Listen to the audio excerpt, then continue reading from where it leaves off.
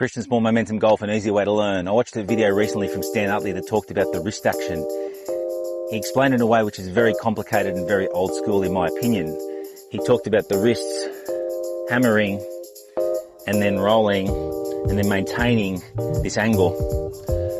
It's two distinct and different movements that require an excessive hold through impact to stop them over rotating. That, in a quarter of a second, which is how long the downswing takes, is very difficult to do. And just because a player at a high level might be able to do it, it doesn't make it efficient for them. It also is not maybe the best way to transfer that down to a club golfer. So what I would suggest, this movement of hammering creates centrifugal force. And centrifugal force is actually opening the face. Once you open the club face to the spine, you then have to correct it with the hands or change your spine angle in order to square the face up. Either way, inconsistency is going to occur. So, an easier way to use the wrists in one plane is for the right wrist to move back on itself.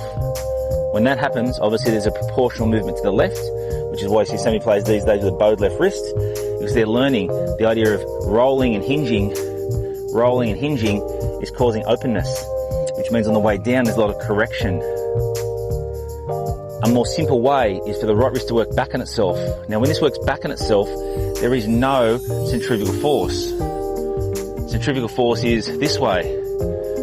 This is when the face gets open, and this is where all the problems start with golfers.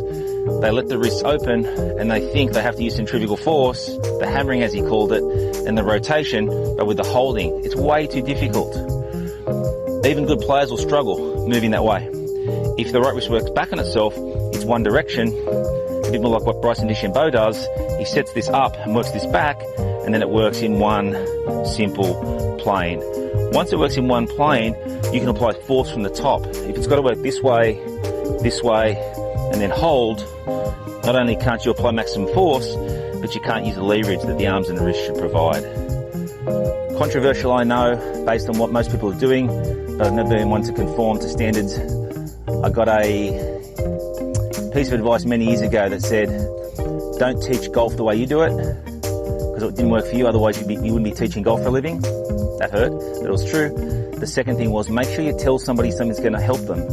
Don't just tell them something you know about a golf swing. That message or that piece of advice 24 years ago changed the way I think about golf coaching, and is the reason why I've been able to come up with a much, much easier way to swing that's much more efficient than this, and allows the simplicity of that movement of the wrist as opposed to the opening and rolling and holding, to then teach someone how to use their body more effectively and get the most out of them. Like and subscribe, share the video with a friend. I'd love you to send me a message and give me some feedback. Try it. If you'd like to book a lesson, I do remote lessons also. Just message me and I can organise that for you. I want to help you improve your golf. I want you to help you enjoy your golf. I also want you to understand what you're doing and why it works, and also why it doesn't, so you can fix it. Look forward to catching up with you next time. Bye for now.